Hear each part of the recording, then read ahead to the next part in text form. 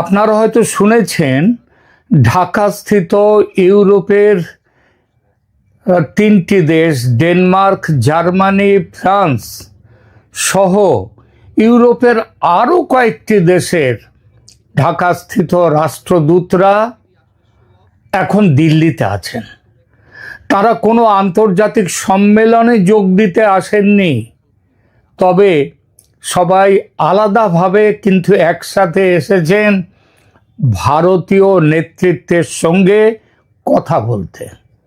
তারা নয়াদিল্লিতে ভারতের বিদেশমন্ত্রী এস জয়শঙ্কর এবং জাতীয় নিরাপত্তা উপদেষ্টা অজিত ডোভালের সঙ্গে কথা বলেছেন।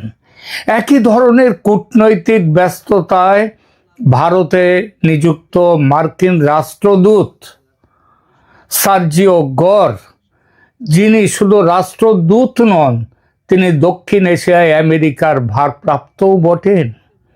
তিনি জয়শঙ্কর, ডোভাল এবং অবশেষে প্রধানমন্ত্রী নরেন্দ্র মোদির সঙ্গে পর্যন্ত দেখা করেছেন।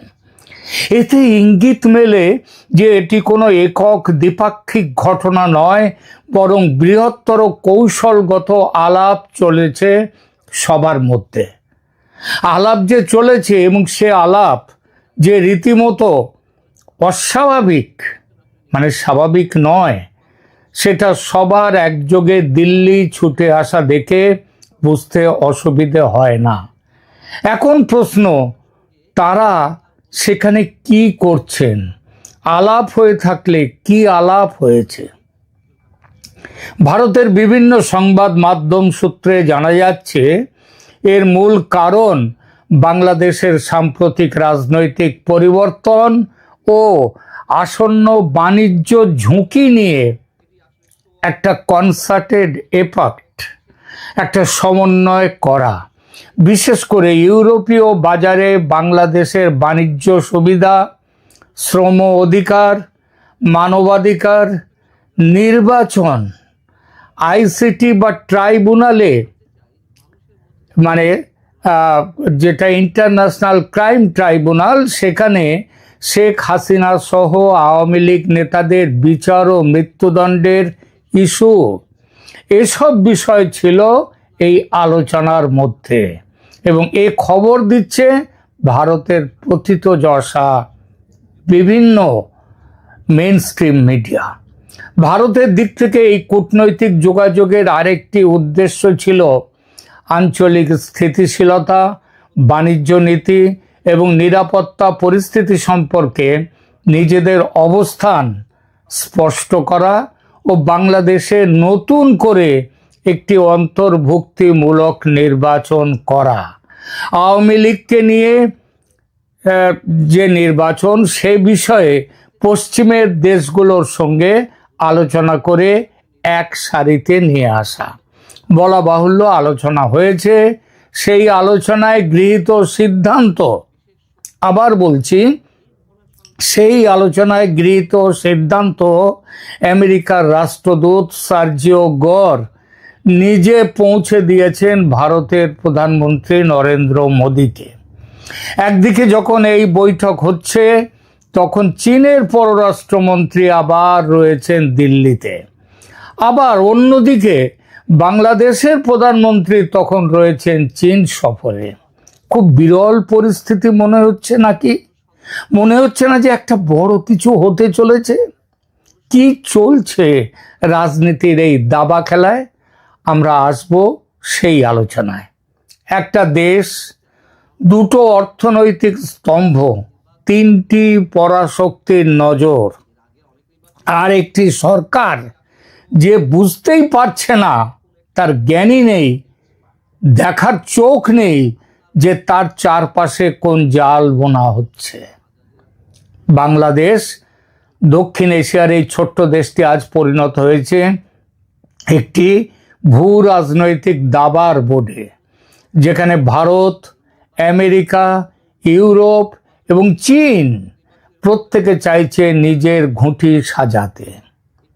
আর মাঝখানে দাঁড়িয়ে আছেন তারেক রহমান, লন্ডন থেকে ছুটে এসে হঠাৎ বসে যাওয়া একজন প্রধানমন্ত্রী এবং বলা যায় যোগ্যতাহীন প্রধানমন্ত্রী। একমাত্র তার যে যোগ্যতা আছে সেটা তিনি তারেক জিয়া হচ্ছেন জিয়াউর রহমান এবং বেগম খালেদা জিয়ার সন্তান, এবং এর একটার পর একটা কূটনৈতিক ভুল বাংলাদেশকে ঠেলে দিচ্ছে এক অজানা অন্ধকারের দিকে। আজকের ভিডিওতে আমরা উন্মোচন করব সেই পর্দার আড়ালের খেলা, যা বাংলাদেশের 18 কোটি মানুষ জানেন না, কিন্তু যার ফলাফল পড়বে এই 18 কোটি মানুষেরই জীবনে। আলোচনায় যেতে গেলে প্রথমে বুঝতে হবে বাংলাদেশের অর্থনীতি ও তার মূল কাঠামোটা, কারণ একটা দেশের অর্থনীতির ওপরে দাঁড়িয়ে থাকে সেই দেশের স্থায়িত্ব। একটি দেশের অর্থনীতি যখন মাত্র দুটি বিষয়ের ওপর দাঁড়িয়ে থাকে তখন সেটা শক্তি হয় না, সেটা হয় দুর্বলতা। বাংলাদেশের সেই দুটি স্তম্ভ হলো, এক, বিদেশে কর্মরত বাংলাদেশিদের পাঠানো রেমিট্যান্স, এবং দুই, রেডিমেড গার্মেন্টস রপ্তানি। রেমিট্যান্সের কথা বলতে গেলে 2026 সালের প্রথম 8 মাসেই এসেছে $22 বিলিয়ন বেশি রেমিট্যান্স। কত? $22 বিলিয়ন। এটা বিশাল অঙ্ক। এই রেমিট্যান্সই এখন বাংলাদেশের বৈদেশিক মুদ্রার রিজার্ভ ধরে রাখছে। কিন্তু সেখানেও যে অশনি সংকেত, আরব সহ দক্ষিণ এশিয়ার অন্যান্য দেশ থেকে বাংলাদেশি শ্রমিকদের ফেরত পাঠানো শুরু হয়েছে। পুশব্যাক চলছে ভারত থেকেও কিন্তু কম রেমিট্যান্স যায় না বাংলাদেশে। রেমিট্যান্সের স্রোত কমতেই থাকবে। আর গার্মেন্টস, বাংলাদেশের মোট রপ্তানি আয়ের 85% আসে এই একটি খাত থেকে। 40 লাখ শ্রমিক, যাদের বেশিরভাগ নারী, তারা এই শিল্পের উপরে নির্ভর করেন। কিন্তু সমস্যা হলো এই দুটি স্তম্ভের একটিও আজ সম্পূর্ণ নিরাপদ নয়। গার্মেন্টস রপ্তানির বাজার, সেটাও এখন চারদিক থেকে ঘেরাও হয়ে আসছে। আর এই ঘেরাওয়ের পেছনে কারা? ভারত এবং ইউরোপীয় ইউনিয়ন এবং আমেরিকাও। কিভাবে? দেখুন, বাংলাদেশ দীর্ঘদিন ধরে ইউরোপীয় ইউনিয়নে বিনা শুল্কে পোশাক রপ্তানি করে আসছে। এই সুবিধার নাম EBA, মানে এভরিথিং বাট আর্মস। স্বল্পোন্নত দেশ হিসেবে বাংলাদেশ এই বিশেষ সুবিধা পেত, কিন্তু এখন বাংলাদেশ সেই স্বল্পোন্নত দেশের তালিকা থেকে বেরিয়ে আসার দ্বার প্রান্তে। 2026 সালে আনুষ্ঠানিকভাবে উত্তরণ হবে এবং এর ফলে খুব শিগগিরই 1-2 বছরের মধ্যেই এই শুল্ক মুক্ত সুবিধা বন্ধ হয়ে যাবে বাংলাদেশের জন্য। সেদিন থেকে বাংলাদেশের পোশাকে ইউরোপে বসবে 12% পর্যন্ত শুল্ক।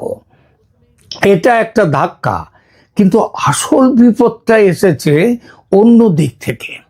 2026 সালের জানুয়ারিতে স্বাক্ষর হয়েছে ভারত ইউরোপিয়ান ইউনিয়ন মুক্ত বাণিজ্য চুক্তি। ইউরোপীয় কমিশনের প্রেসিডেন্ট এই চুক্তিকে নিজেই বলেছেন মাদার অফ অল ডিলস, সব চুক্তির মা। এর সাথে সাথে আলাদাভাবে আবার ব্রিটেনের সাথেও ফ্রি ট্রেড এগ্রিমেন্ট করেছে ভারত। এই চুক্তির মানে কি? মানে হলো ভারতের পোশাক এখন ইউরোপের বাজারে শূন্য শুল্কে, মানে বিনা শুল্কে ঢুকবে। যে বাজারে বাংলাদেশ তার সুবিধে হারাচ্ছে, সেই বাজারে ভারত পাচ্ছে নতুন সুবিধে। এর পরিণতি 2026 সালের জানুয়ারিতে ইউরোপে বাংলাদেশের পোশাক রপ্তানি কমে গেছে। এই জানুয়ারিতে কমেছে 25%। একটি মাত্র মাসে 48 কোটি ইউরো উধাও হয়ে গেছে। এবং চলতি অর্থ বছরে সার্বিকভাবে রপ্তানি কমেছে বাংলাদেশের প্রায় 7%। এখন একটু ভাবুন, ইউরোপের বাজারে বাংলাদেশ শুল্কের মুখোমুখি আর ভারত পাচ্ছে শুল্ক মুক্ত প্রবেশ অধিকার।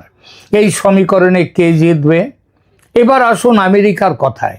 আটলান্টিকের ওপার থেকে ডোনাল্ড ট্রাম্পের আমেরিকা বাংলাদেশের জন্য একটি বাণিজ্য চুক্তির প্রস্তাব দিয়েছে। শুল্ক 37% থেকে কমিয়ে 19% নামিয়ে আনার কথা হয়েছে। এটা শুনতে ভালো, কিন্তু শর্তগুলো দেখুন।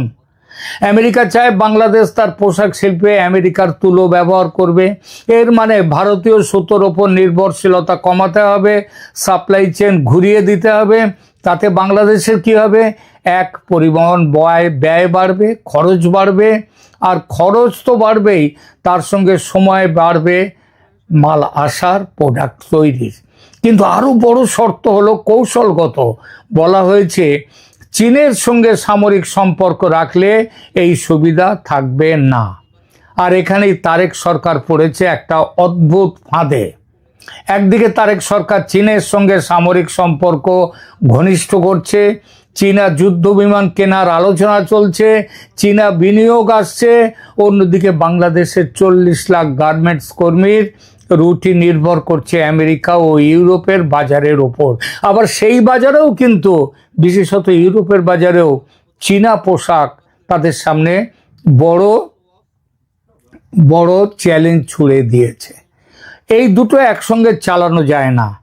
আমেরিকা গার্মেন্টস কর্মীদের ওপরে যে আমেরিকা যে চাপ সৃষ্টি করছে, ইউরোপের চাপ সৃষ্টি করছে, আবার চীন সেখানে চলে আসছে। এই দুটো একসঙ্গে মেকআপ করা যায় না। কূটনীতির পরিভাষায় বলে, you cannot dance at 2 weddings with 1 pair of legs. এক রাত্রে 2 জায়গার বিয়েতে আপনি গিয়ে নাচের প্রোগ্রাম নাচতে পারেন না, একটাকে বেছে নিতেই হবে। আর তারেক সরকার যত দেরি করছে সিদ্ধান্ত নিতে, তত বাড়ছে বিপদ। এখন আসুন সবচেয়ে গুরুত্বপূর্ণ প্রশ্নে, ভারত কি করছে? সোশ্যাল মিডিয়ায় অনেকে বলছেন ভারত নাকি বাংলাদেশ আক্রমণ করে রংপুর দখল করবে শিলিগুড়ি করিডর প্রশস্ত করার জন্যে। এই তত্ত্ব আমার মনে হয় বাস্তবসম্মত নয়। আবার বলছি, রংপুর দখলের সম্ভাবনা আছে ভারতের। আমি নিজেই একটি করেছি এখানে এপিসোড, সেখানে ভারতের নীতি নির্ধারকদের মধ্যে অগ্রগণ্য একজন, তিনি ভারত কার্নাড। তিনি নিজে বলেছেন যে রংপুর দখল করে কিংবা রংপুর কিনে নিয়ে ভারতের চিকেন নেককে বড় এলিফ্যান্ট স্নেক করা উচিত। কিন্তু এই তত্ত্ব বর্তমানে দেখা যাচ্ছে এটা কিন্তু বাস্তবসম্মত নয়। কারণটা কি? দেখুন, ভারত যদি সত্যি রংপুর দখল করে শিলিগুড়ি করিডর চওড়া করতে চাইতো, তাহলে সেই করিডরকে ঘিরে এত দুর্গ তৈরি করতো না। আপনারা শুনেছেন ওখানে ওই শিলিগুড়ি করিডরের মাটির নিচে দিয়ে মানে 50 থেকে 60 ফুট মাটির নিচে সেখানে কংক্রিটের 6 ফিট লেন তৈরি হচ্ছে, এবং যে লেন দিয়ে যাবে সেখানে ট্রেন লাইনের সঙ্গে সঙ্গে সমস্ত কিছু ব্যবস্থা থাকবে। এবং এটা এত সুরক্ষিতভাবে তৈরি হচ্ছে যেখানে ওই ব্লাস্টার বোম, সেই বোমও সেখানে পড়ে সেখানে কিছু করতে পারবে না। এমনকি সেখানে পারমাণবিক আক্রমণের হাত থেকে পর্যন্ত এই জায়গা রেহাই পাবে। এইভাবে তৈরি করছে। তো ভারত যদি রংপুর দখল করে জায়গাটাকে চওড়া করতে যেত, তাহলে এত লক্ষ কোটি টাকা খরচ করে, মানে এই টোটাল প্রজেক্টের পরিমাণ যা শোনা গেছে সেটা 1 লক্ষ কোটি টাকার উপরে, এই এত খরচ করে এই উত্তর শিলিগুড়ি করিডর বা চিকেন স্নেক তাকে সুরক্ষিত রাখার চেষ্টা করতো না। আবার এর সাথে সাথে আরও একটা খবর আসছে, সেটা হচ্ছে আপনারা জানেন, সেটা যে আসামের ওখান থেকে ব্রহ্মপুত্র নদীর নিচে দিয়ে, সেখান দিয়ে যেমনভাবে কলকাতায় গঙ্গার নিচে দিয়ে মেট্রো লাইন চলে গেছে, ওখানে ব্রহ্মপুত্রের নিচে দিয়ে সেখানেও লক্ষ কোটি টাকা খরচ করে সেখানটাতেও তার ব্রহ্মপুত্রের নিচে দিয়ে লেন তৈরি করার, সেখানেও 6 লেন ব্যবস্থা তৈরি করা হচ্ছে। দিয়ে এই সমস্ত কিছু তৈরি করা হচ্ছে উত্তর পূর্বকে সুরক্ষিত রাখার জন্যে। এখন রংপুরকে দখল করে যদি চওড়া করার প্রশ্ন উঠত, তাহলে এত সব করার কোনো দরকারই ছিল না। নতুন করে 4-4টে সামরিক ঘাঁটি তৈরি করেছে ভারত উত্তর পূর্বে, দরকারই ছিল না সেগুলো তৈরি করার। যদি রংপুরকে দখল করে যদি এই কাজটা করত, তাহলে কি দরকার ছিল? সুতরাং এই করিডোর যে এত সুরক্ষিত, এর জন্যে প্রতিবেশী দেশের সামরিক অভিযানের কোনো যুক্তি নেই। আর সামরিক অভিযান মানে আন্তর্জাতিক নিন্দার ঝড়, আমেরিকার সঙ্গে সম্পর্ক নষ্ট এবং চীন, পাকিস্তান, তুরস্ককে বাংলাদেশের সামরিক উপস্থিতির জন্য আমন্ত্রণ দেয়া, এই তিনটির একটিও ভারত চাইবে না। আর ভারত তার অর্থনীতিকে এখন তৃতীয় অর্থনীতি হতে চায় বিশ্বে। সুতরাং ভারত কোনো ঝুঁকি এখন নেবে না, কোনো রকম সামরিক অভিযানে ভারত যাবে না। তাহলে ভারতের কাছে কি অস্ত্র আছে? অস্ত্র আছে অর্থনৈতিক চাপ। এই চাপ নীরব, ধারালো, এবং এই চাপকে কেউ অস্বীকার করতে পারবে না। ট্রানজিট সীমিত করো বাংলাদেশের সাথে, জল বন্টন চুক্তি ঝুলিয়ে রাখো, অর্থনৈতিক চাপ দাও। ভারত ইউরোপিয়ান ইউনিয়নের ফ্রি ট্রেড এগ্রিমেন্ট দিয়ে বাংলাদেশের বাজার কুঁচকে দাও, বাংলাদেশের রপ্তানির রুট কঠিন করো, আর বাকি কাজটা তো করে দেবে আমেরিকা।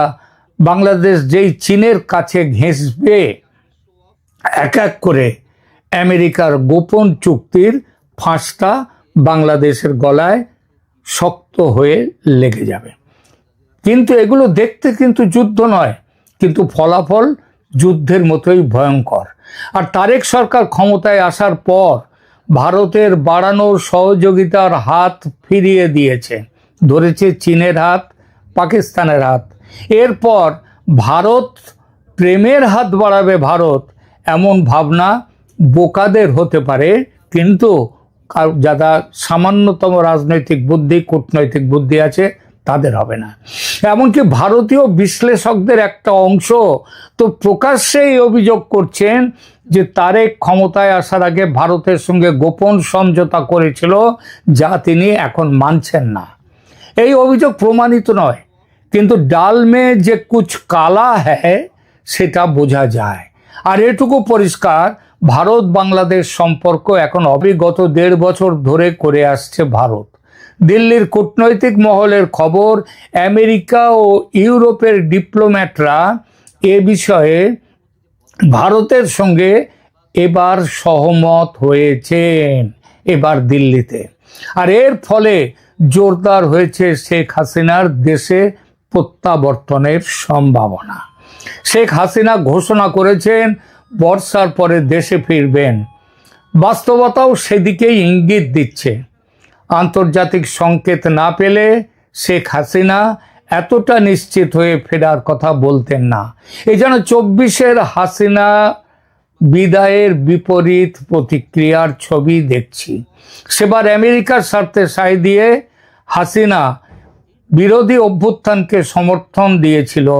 এই দেশগুলো হাসিনা বিরোধী অভ্যুত্থানকে সমর্থন দিয়েছিল। এখন গত 2 বছর ধরে মোহাম্মদ ইউনূস আর তারেক রহমানের সরকারের দেশের অপশাসনের রেকর্ড দেখে তারা এতটাই তিতিবিরক্ত যে তারাই আবার হাসিনাকে ফেরত চাইছেন। তারা মাঠ পর্যায় থেকে এমন রিপোর্টও এনেছেন যে জুলাই অভ্যুত্থানকে বিপ্লব না বলে মানুষ এখন এটাকে ষড়যন্ত্র বলছে, এবং এদের সংখ্যা খুব একটা কম নয়। এর একটাই অর্থ, মানুষ বলছে এর চেয়ে শেখ হাসিনার আমল অনেক ভালো ছিল। অর্থাৎ হাসিনার ফেরার জমি তৈরি, যেমন দেশে তেমন আন্তর্জাতিক আঙিনায়।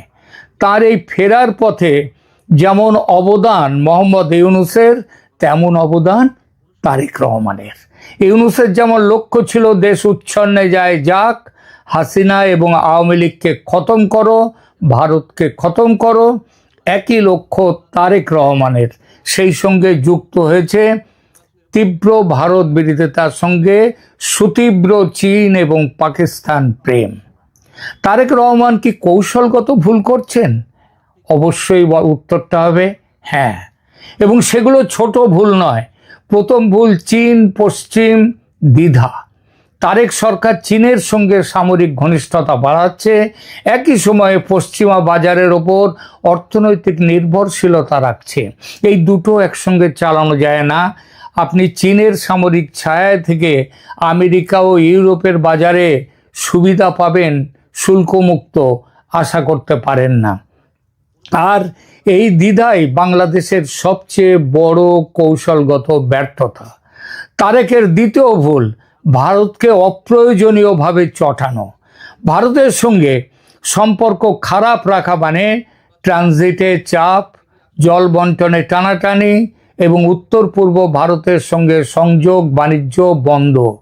এমনকি সামনে আসছে নেপাল থেকে যে ভারতের গ্রিড ব্যবহার করে বিদ্যুৎ আনার ব্যবস্থা, সেটাও ভারত বন্ধ করে দেবে। ইতিমধ্যে 20 মেগাওয়াট বন্ধ করে দিয়েছে। এই ক্ষতি দীর্ঘমেয়াদে পুষিয়ে নিয়ে দেয়া কঠিন। তারেক রহমানের তৃতীয় ভুল জামাতের সঙ্গে জোটে না থেকেও জামাতি আদর্শ অনুসরণ করে চলা। বাংলাদেশে ক্রমশই যে আজ সন্ত্রাসী গোষ্ঠীদের, মৌলবাদী সন্ত্রাসী গোষ্ঠীদের বলবলাও শুরু হয়েছে, সেটা সরকারের প্রত্যক্ষ মদতে, যেটা ইউরোপ পশ্চিমা দেশগুলো সমর্থন করছে না। তাহলে বাংলাদেশের সামনে কি আছে? 3টি সম্ভাব্য পথ। প্রথম পথ, তারেক সরকার যদি অর্থনৈতিক সংকট সামলাতে পারে, পশ্চিমা বাজার ধরে রাখতে পারে এবং ভারতের সঙ্গে ন্যূনতম কার্যকর সম্পর্ক যদি তৈরি করতে পারে, তাহলে সরকার টিকে থাকবে এবং ধীরে ধীরে শক্ত হবে। দ্বিতীয় পথ, যদি গার্মেন্টস রপ্তানি ধসে পড়ে, বেকারত্ব বাড়ে, দ্রব্যমূল্য নিয়ন্ত্রণের বাইরে যায়, ভারতের চাপ নানা দিক দিয়ে ফাঁসের মতো আসে বাংলাদেশের গলা চেপে ধরতে, তাহলে রাস্তায় মানুষ নামবে, মধ্যবর্তী নির্বাচনের চাপ তৈরি হবে। তৃতীয় পথ, সামরিক হস্তক্ষেপ। বাংলাদেশের ইতিহাসে যেটা অত্যন্ত স্বাভাবিক, তবে লম্বা সময় নয়, বড়জোর 2 বা 3 বছরের জন্য। সাউথ ব্লক থেকে খবর পাচ্ছি এই তৃতীয় পথটি নাকি এখনকার জন্য সবচেয়ে সম্ভাব্য। শেখ হাসিনার মৃত্যুদণ্ড স্থগিত রাখার জন্যে দেশের সুপ্রিম কোর্টে নাকি শীঘ্রই শেখ হাসিনার পক্ষ থেকে মামলা দায়ের হবে এবং সেনার একটি বড় গোষ্ঠী, বড় অংশ শোনা যাচ্ছে, তার মধ্যে জেনারেল ওয়াকারুজ্জামান তিনিও আছেন, তিনিও চাইছেন যে তারেক রহমানের এই সরকারের সপক্ষে নয়, এই সরকার চলে যাক। ইতিমধ্যে ভারতের আর্ম টুইস্টিং আরও শক্ত হবে। বাংলাদেশের অর্থনীতি বিপুল চাপে পড়তে চলেছে। আর সেই পরিস্থিতিতে কি হবে সেটা নির্ভর করবে বাংলাদেশের 40 লাখ গার্মেন্টস কর্মী, প্রবাসী শ্রমিক এবং জনগণের ওপর। ইতিহাস বলে বাংলাদেশের সব পরিবর্তন এসেছে খালি পেটের আর্তনাদ থেকে। পর্দার আড়ালে খেলাটা কিন্তু চলছে, খেলা শুরু হয়ে গেছে, খেলা চলছে। এপিসেন্টার এখন দিল্লি। ভারত খেলছে অর্থনৈতিক চাপের খেলা, আমেরিকা খেলছে শর্তের খেলা, ইউরোপ খেলছে বাজার সংকোচনের খেলা, মানবাধিকার রক্ষণের খেলা, ইনক্লুসিভ নির্বাচনের খেলা। আর চীন খেলছে বিনিয়োগের জাল দিয়ে বাংলাদেশকে চেপে ধরার খেলা। মাঝখানে বাংলাদেশ, একটি দেশ যার অর্থনীতির 2টো স্তম্ভ, একটি অনভিজ্ঞ সরকার এবং কোটি মানুষের স্বপ্ন। তারেক রহমানের সরকার যদি এই জটিল সমীকরণ না বুঝে শুধু দলীয় স্বার্থের রাজনীতি করতে থাকে, তাহলে বাংলাদেশকে একটি গভীর সংকটের মধ্যে দিয়ে যেতে হবে। এবং সেই সংকটের মূল্য যত না দেবেন রাজনীতিবিদরা, তার থেকে বেশি দিতে হবে